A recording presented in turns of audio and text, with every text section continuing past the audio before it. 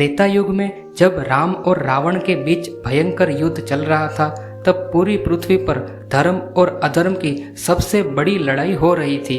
रावण की सेना लगातार मायावी शक्तियों का प्रयोग कर रही थी। युद्ध कई दिनों तक चला और दोनों ओर से अनेक वीर योद्धा मारे गए, लेकिन रावण को सबसे अधिक भय एक ही शक्ति से था और वो शक्ति थी श्री हनुमान जी। हनुमान जी केवल बलवान ही नहीं थे, बल्कि वे भगवान श्री राम के प्रति पूर्ण समर्पित और दिव्य शक्तियों से युक्त थे।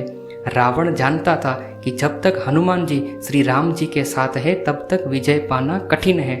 तभी रावण को अपने मायावी भाई अहिरावण की याद आई। अहिरावण पाताल लोक का राजा था। वह तंत्र मंत्र और मायावी शक्तियों में अत्यंत प्रबल था। उसने वर्षों तक कठोर तपस्या करके अनेक वरदान प्राप्त किए थे। उनकी माया इतनी शक्तिशाली थी कि देवता भी उससे डरते थे। रावण ने गुप्त संदेश भेजकर अहिरावण को लंका बुलाया। जब अहिरावण आया तब रावण ने कहा, भाई, यदि किसी तरह राम और लक्ष्मण को युद्ध भूमि से हटा दिया जाए तभी मेरी विजय संभव है। अहिरावण मुस्कुराया। उसकी आंखों में घमंड और चालाकी थी। उसने कहा, मैं उन्हें सीधे युद्ध में नहीं हरा सकता, लेकिन अपनी माया से उन्हें पाताल लोक को ले जा सकता हूँ। उसी रात अहिरावण ने साधु का रूप धारण किया और वानर सेना के शिविर की ओर बढ़ा। उस समय हनुमान जी स्वयं द्वार पर पहरा दे रहे थे। उन्होंने किसी को अंदर आने नहीं दिया, लेकिन अहिरावण बहुत मायावी था। उसने विभीषण का रूप बना लिया। हनुमान जी ने उसे विभीषण समझकर अंदर जाने दिया। जैसे ही वह राम और लक्ष्मण के पास पहुंचा, उसने अपनी तांत्रिक शक्ति से दोनों को गहरी निद्रा में डाल दिया और पाताल लोक ले गया। सुबह सब जब जागे तब शिविर में हाहाकार मच गया। श्री राम और लक्ष्मण वहां नहीं थे। पूरी वानर सेना चिंतित हो उठी। विभीषण ने ध्यान लगाकर सत्य जाना और कहा, यह कार्य अहिरावण का है। वह दोनों प्रभुओं को पाताल लोक ले गया है। वहां पहुंच पाना भी कठिन है और उससे मारना उससे भी कठिन है।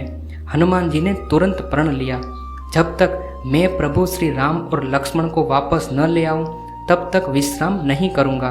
इतना कहकर वे आकाश में उड़ते हुए पाताल लोक की ओर निकल पड़े।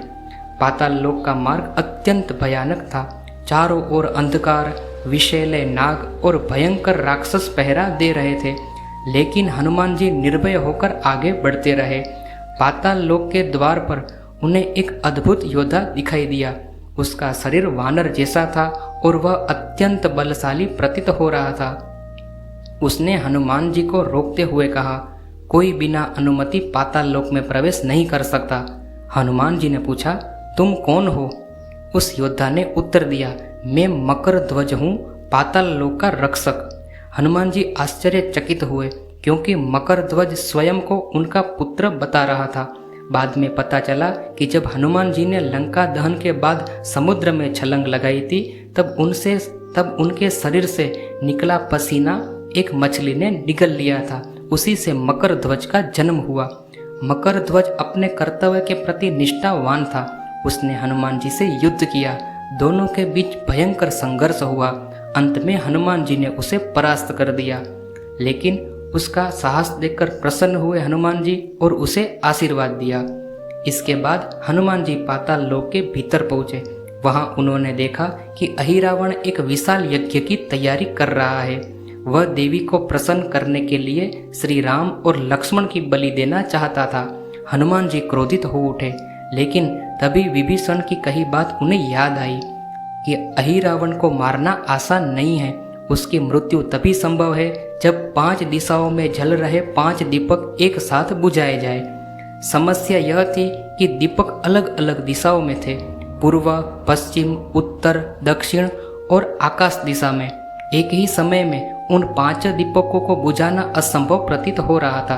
तभी हनुमान जी ने ध्यान लगाया और अपने भीतर छिपी दिव्य शक्तियों को जागृत किया। क्षण भर में उनका शरीर तेज प्रकाश से चमकने लगा। उनके भीतर से 5 दिव्य स्वरूप प्रकट हुए। उन्होंने धारण किया अपना अद्भुत पंचमुखी स्वरूप। पहला मुख स्वयं हनुमान का था, जो अपार शक्ति, साहस और भक्ति का प्रतीक था। दूसरा मुख नरसिंह भगवान का था, जो अधर्म और दुष्टता के विनाश का प्रतीक था। उनकी गर्जना से पूरा पाताल लोक कांप उठा। तीसरा मुख गरुड़ का था, जो विष, नाग और नकारात्मक शक्तियों को नष्ट करने वाला था। चौथा मुख वाराह भगवान का था, जो धर्म और पृथ्वी की रक्षा का प्रतीक था। पांचवा मुख हयग्रीव का था, जो ज्ञान, बुद्धि और दिव्य चेतना का प्रतीक माना जाता है। पंचमुखी रूप धारण करते ही हनुमान जी की शक्तियां कई गुना बढ़ गई।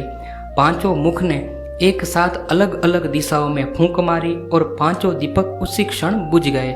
दीपक बुझते ही अहिरावण की मायावी शक्ति समाप्त हो गई। हनुमान जी ने तुरंत अपनी गदा उठाई और अहिरावण का अंत कर दिया। पूरा पाताल लोक हिल उठा। देवताओं ने आकाश से पुष्प वर्षा की।